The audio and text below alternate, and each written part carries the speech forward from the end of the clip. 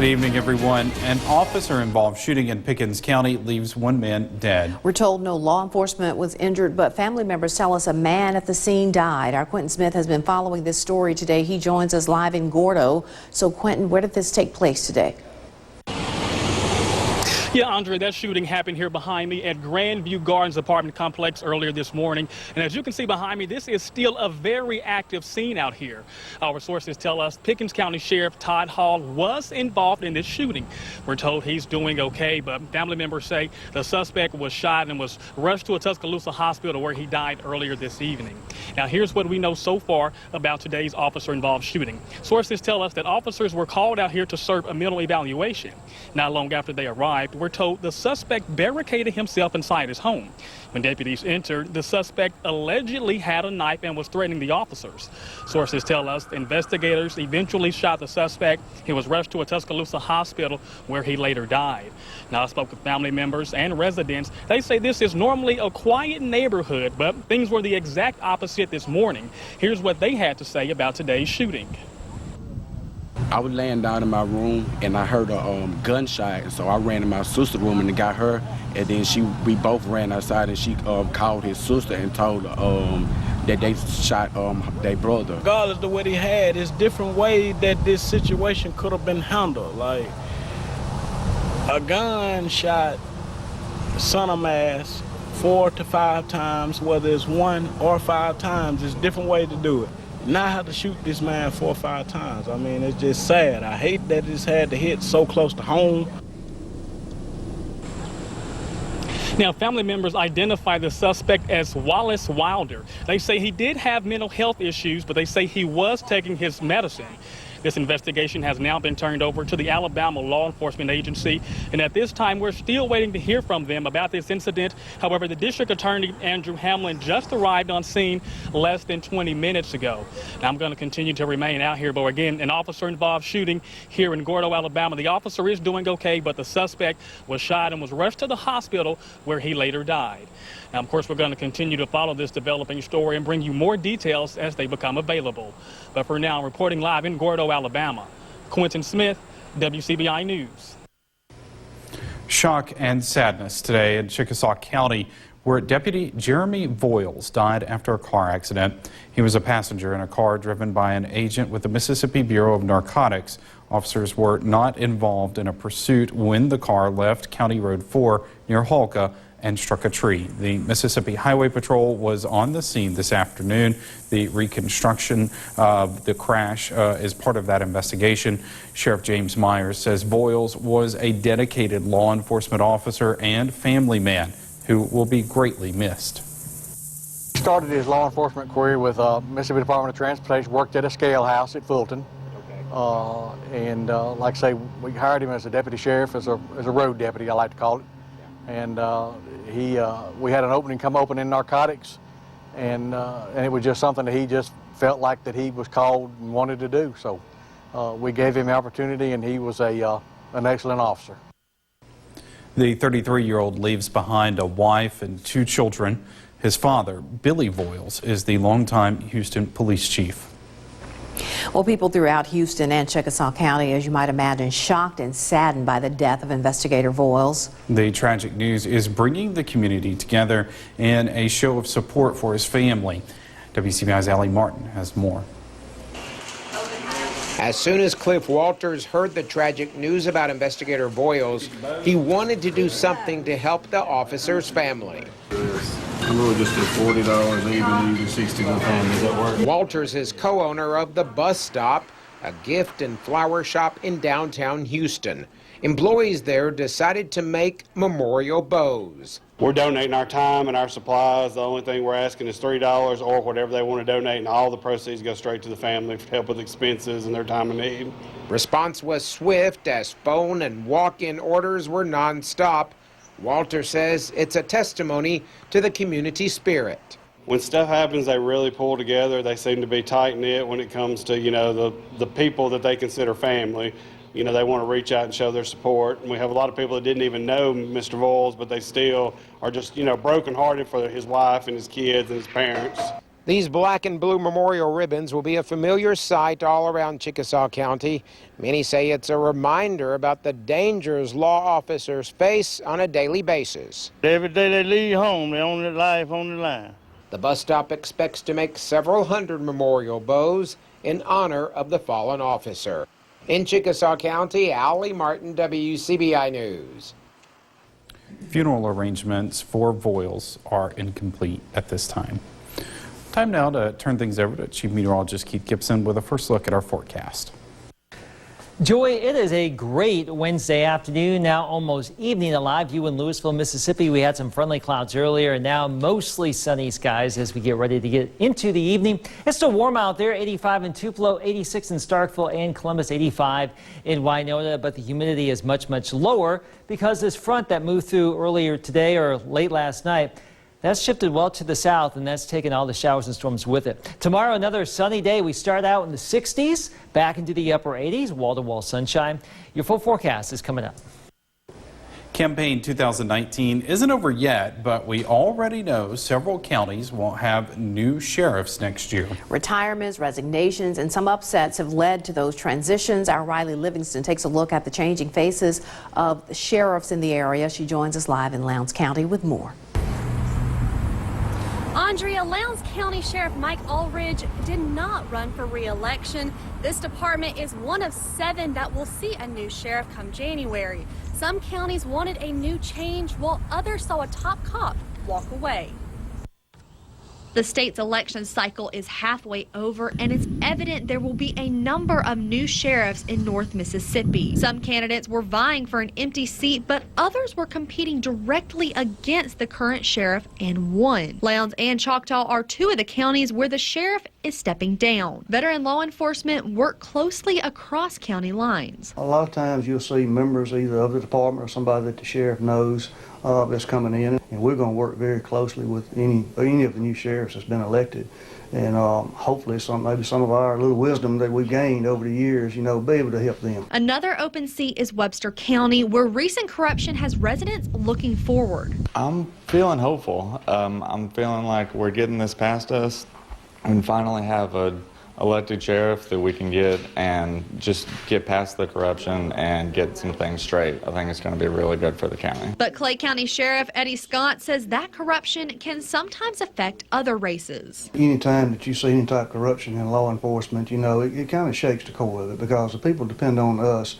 to do the right thing and enforce the laws and set the examples. Yalobusha, Montgomery, Noxubee, and Monroe found their current sheriffs falling short in the primary. Scott says sometimes it may not have anything to do with job performance, because what really matters is who shows up to vote. If you look at voter turnouts, for example, using me for an example, if my supporters, even though they support me and say, hey, we're there with you, if they don't turn out to vote, you can have that change. And you look at the surrounding counties, including here, at the low turnout, and it makes a lot of difference. And some residents tell us it can come down to just wanting a change, especially in Montgomery County. I'm just excited for just new beginnings maybe here in town. I know a lot of people are a little concerned here in town with some changes coming, but I think change is good.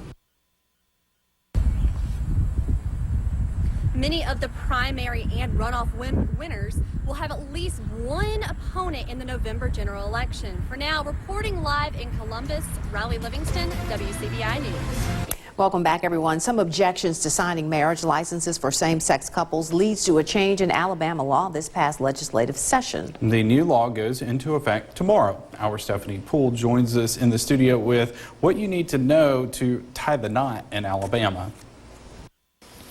Yes, Alabama has done away with the traditional process of getting a marriage license. And it's safe to say some folks won't be needing a white dress or a tux. All you need is a pen and paper. In the state of Alabama, there's a new law for couples who want to come together in holy matrimony. Instead of obtaining a marriage license, Alabama legislators passed a new law for marriage certificates to take effect on August 29th. Lamar County probate judge Sharon Nethery says steps to getting married will now be reduced by half. The certificate is a form that you will print and fill out and sign in the presence of a notary and then bring to the probate office, and file it and pay your fee for marriage. She says marriages will be finalized on the date both signatures are notarized. Nethery says couples have 30 days to return the form to the probate office or it will be invalid. There's also a change for kids that want to get married. Typically, both parents had to sign for a minor child to get married. At this point, only one parent is required. There's no verification required by anyone to verify this is the parent signing this document. While legislators may have provided an easier way to become a spouse, the once sacred tradition of marriage could be slipping away. In the new law, it states couples aren't required to perform a ceremony to celebrate their union. The sentimental part of it to me, because in the sanctity of it, for me, that's a drawback. You know, an anniversary date is a very important date. Nethery urges those seeking marriage to observe the new law fully and be mindful that marriage fees vary in different counties. Those who have applied for marriage before August 29th will still be filed under the old marriage law and procedures. Sunny and warm right now here at 6:14 across the board. Get ready for a great evening of weather as we look ahead. No major concerns for the near term. Low humidity, lots of sunshine. We'll have another update on Dorian after the break. WCBI First Alert AccuWeather Forecast with Chief Meteorologist Keith Gibson. Simply stunning weather out there this afternoon. Our time lapse from downtown Columbus. Those friendly clouds, pancake cumulus clouds, very stable air, lower humidity. Trickling on down with those northerly breezes. Earlier today, you can see from the visible satellite those little white dots, those puffy cumulus clouds. The showers and storms, the lightning, the heavy downpours, the breezes, well down to our south in Louisiana. So we are home free as far as the weather is concerned, it would appear, for the rest of this work week. Northerly breezes now at about 5 to 10. Those winds will slacken up a little bit later on this evening. Currently very warm out there, but at least it's not as humid. 85 in Tupelo, 86 Columbus, still 89 in Tuscaloosa, and 89 down in Meridian. Lows tonight into the low to maybe mid-60s. A lot of us in the lower 60s here. Clear, quiet, and comfortable. Not too bad for us. And for tomorrow, 87 degrees is a pretty good average. Some of you maybe a little bit cooler.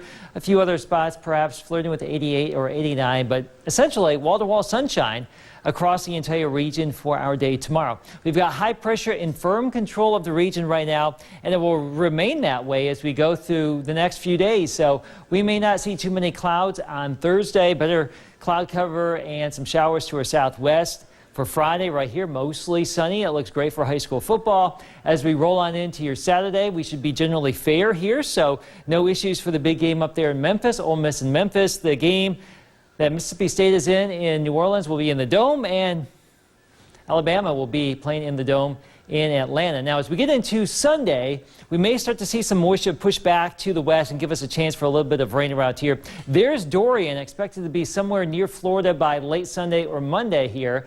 And the current particulars on Dorian right now, sustained wind at 80 miles per hour. Come on, clicker, work with me. Right here, moving to the northeast of San Juan, Puerto Rico. There's the eye of the system right there. So it's intensifying, and there's a lot of warm water here out ahead of it. So it's likely going to strengthen a little bit more, maybe to a Cat 2 or a Cat 3 hurricane as it approaches Florida right there. Is it going to slip into the Gulf of Mexico? Still a wild card scenario. Can't rule that out, but we'll just watch this as we go throughout the next few days here. For us in the near term, we're looking pretty good. Warm and sunny through Saturday. A chance for a little bit of rain Sunday into Monday. And assuming we don't see any effects from Dorian, warm next week. 7th grade teacher Carla Henry receives an unexpected surprise today. We popped in to give her the Educator of the Week award right in the middle of class. Henry teaches language arts at Columbus Middle School. She's known for building strong bonds with her students, so much so that her student nominated her. Congratulations, Ms. Henry. If you'd like to nominate your favorite teacher, go to our website, WCBI.com.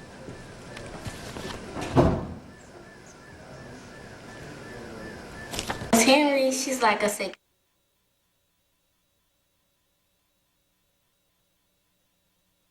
WCBI's Educator of the Week is brought to you by Food Giant, where your neighbors are the owners. WCBI Sports with Tom Ebel is brought to you by your local Ford dealers. Go further.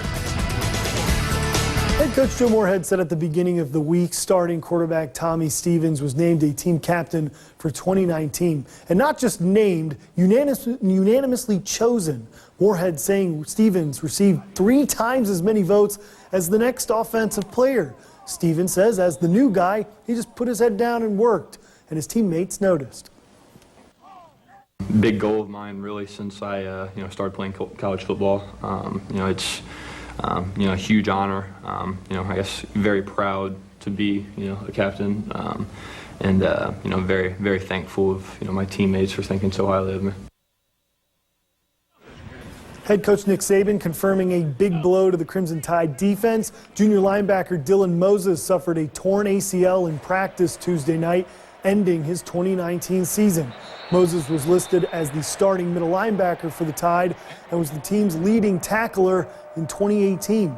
It's the second significant knee injury for an Alabama linebacker this offseason, as starter Joshua McMillan also out for an extended time with a knee injury that he suffered at the beginning of the month.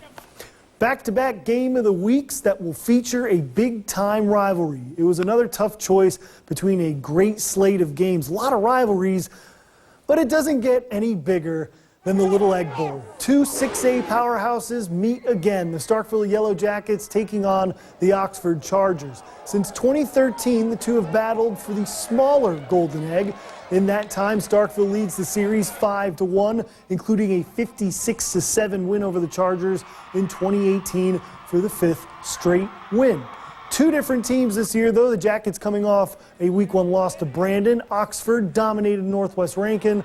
Both teams would love to have some bragging rights. We'll be live from Starkville Friday to get you ready for Week 2 of high school football and the end zone. Time for the debut of something new here on WCBI Sports, our Player of the Week. Every week we'll honor one of the biggest ballers from the week, whether it's on the gridiron, the softball diamond, or the volleyball court, baseball diamond, you name it. This week's player, well, hails from Fulton. Itawamba AHS running back Ike Chandler is our inaugural Player of the Week. Ike rushed for 267 yards and a handful of touchdowns in the Indians' 48-28 Week 1 win over Amory. Like any good running back, Ike credits the big fellas up front for his big game. Good, my offensive line blocked good, and I was able to get through the holes and stuff. Yeah, hard work. I mean, he works hard throughout the year. Ike is the type of kid that just this is what he focuses on. This is where he worked hard in the weight room and hard on the practice field, and it pays off on Friday nights. And he don't get into he's rough around the edges. He don't get into the to all the looking good and this and that and other. He just likes to go play football, and it's fun to watch. So big congrats to Ike. Looking forward to see what him and the Indians do in Week 2 against New Albany. Each week you can email submissions for the Student Athlete of the Week to sports@wcbi.com or to any of our social media accounts. That's it for sports. We'll have the last of your forecast coming up next. All right, here's our 7-day forecast. Oh, sorry about that, folks. I'm just strolling on over here, kicking stuff around the studio. Pretty nice and quiet here for the next few days. Low humidity, lots of sunshine, warm weather. Not too bad here, and comfortable at night, too. Tomorrow night, look at that, 59 degrees a possibility. The lesson in what just happened as you were walking over and knocking things is when Luke says get in place, right, Luke? Hey, I'm working over there. That's right. That's right. All right. Thanks so much for joining us, everyone. Have a good night.